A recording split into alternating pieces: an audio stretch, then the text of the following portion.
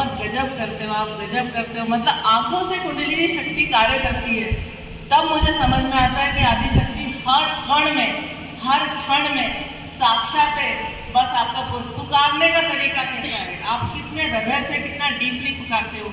आज हम पूरे सेशन की बात डीप मेडिटेशन में कैसे जाते हैं ये भी बताएंगे।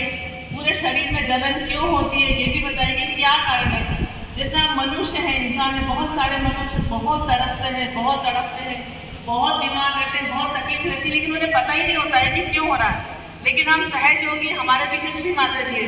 श्री माता जी ने हमें सब बताया कि जलन क्यों होती है, जलन से कैसे बचना चाहिए। जलन दूसरे की नेगेटिविटी हमारे अंदर आ जाती है, हमारी खुद की नेगेटिविटी अंदर रहती है जो बाहर नहीं निकल पाती। हमारे शरीर में बहुत गर्मी लगती, बहुत जलन होती। पर श्री माता जी ने बहुत सारे उपाय बताए, वो भी हम सब चर्चा करेंगे। तो सबसे पहले मैं आपको थोड़ा सा मेडिकल भी बताऊंगी और सहज योग भी बताऊंगी, दोनों का मिक्स, ताकि आप लोगों को बहुत ज़्यादा फायदा हो। जो हमारा शरीर होता है वो 3 तरह का होता है। एक शरीर जो हमें बाहर दिख रहा है, तो जो शरीर हमारा बाहर दिखता है उसको हम जिम से, एक्सरसाइज से, वॉकिंग से ठीक कर सकते हैं। तो ऊपर का शरीर ठीक होगा, अष्ट पुष्ट दिखेगा। लोग बोलेंगे दिख तो इतनी अच्छी रही है, तकलीफ क्या है तुम्हें, लेकिन अंदर बहुत तकलीफ होती है। दूसरा शरीर हमारा होता है इंटरनल ऑर्गन्स। इंटरनल ऑर्गन्स मतलब हमारे heart, lung, brain, intestine, gall bladder, uterus, ovary, intestine, liver, spleen, kidney, adrenal gland, ये हमारे इंटरनल ऑर्गन्स होते हैं। इनको हम कैसे ठीक करेंगे? इनको हम सुबह 6 बजे सूर्य उगने से पहले उठ के अगर हम ठंडी हवा में, ज़्यादा देर नहीं, 10 to 15 मिनट, 10 से 15 मिनट अगर हम सांस लेते हैं, गहरी लंबी सांस लेके गहरी लंबी सांस छोड़ेंगे, तो हमारे इंटरनल ऑर्गन्स को भरपूर ऑक्सीजन मिलती है। जब भरपूर ऑक्सीजन मिलती है तो हमारा वो ऑक्सीजन हमारे ब्लड में सर्कुलेट होती है। जब ब्लड में सर्कुलेट होती है तो एक एक अंग को ऑक्सीजन और ब्लड, 2 चीज़ मिल जाए तो उसका रिजिनोवेशन होता है, वो बहुत अच्छा एक्टिव हो जाता है, बहुत अच्छा काम करने लगता है।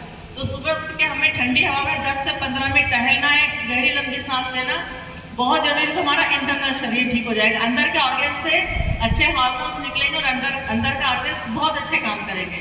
हमारा डाइजेशन अच्छा होगा, भूख अच्छी लगेगी, सिर नहीं दुखेगा, पेट नहीं दुखेगा, हार्ट में दर्द नहीं होगा, पेट में दर्द नहीं होगा, हाथ पैरों में दर्द नहीं होगा, ये सारे हमें फायदे होंगे। अब बचा तीसरा शरीर। तीसरा शरीर जो हमारा होता है वो होता है सटल सिस्टम, आध्यात्मिक शरीर, स्पिरिचुअल बॉडी। स्पिरिचुअल बॉडी भी होती है जो दिखती नहीं है, लेकिन कैसे दिखती है वो मैं आपको बता सकती हूँ। आपने सबने देखी है, अभी मैं याद दिलाऊंगी तो आपको याद आ जाएगा कि हाँ हमने देखी है। कैसे देखी है? जब हम संतों का, महात्माओं का चेहरा देखते हैं तो चेहरे के चारों तरफ एक गोल गोल होता है, देखा सबने? गोल गोल भव्य दिखता है, उनका चेहरा भव्य दिखता है। वो भव्यता उनके सिर के चारों तरफ राउंड सर्कल में रहती है गोल्डन कलर की। सबने देखी है फोटो के सामने। वो है हमारी स्पिरिचुअल बॉडी, वो हमारा आध्यात्मिक शरीर है, वो हमारे वाइब्रेशन का घेरा है। वो हमारे शरीर में दिखता इतनी जगह भगवान को, लेकिन वो हमारे शरीर के चारों तरफ, उससे हमारा शरीर घिरा होता है और वो चीज़ हमारे शरीर के अंदर रहती है। लेकिन जब हम श्री माता जी का ध्यान करते हैं तो वो हमारी स्पिरिचुअल बॉडी, हमारी इस स्थूल बॉडी से बाहर निकलने लगती है। बाहर निकलने से हनुमान जी के बोलते ना कि बहुत बड़ा शरीर हो गया था, बहुत छोटे सूक्ष्म हो जाते थे, उनमें लघुमा की शक्ति थी और बहुत बड़े होने की शक्ति थी। तो वो उनकी स्पिरिचुअल बॉडी थी, वो वाइब्रेशन का शरीर था। जब हम डीप मेडिटेशन में जाते हैं तो हमारे शरीर से भी इतने वाइब्रेशन निकलते कि वो आध्यात्मिक बॉडी, स्पिरिचुअल बॉडी हमारे शरीर के बाहर निकल के चारों ओर फैलने लगती। और कई बार हमें लगता हम वाइब्रेशन से घिर गए, बहुत सारे वाइब्रेशन निकल गए। जो बहुत डीप सहज योगी होते हैं उन्हें तो दिखता भी है कि इसके शरीर से कौन से कलर के वाइब्रेशन, सफेद निकल रहे, लाल निकल रहे, नीले निकल रहे, काले निकल रहे, सब दिखता है। तो उसके लिए हमको डीप मेडिटेशन में जाना जरूरी है।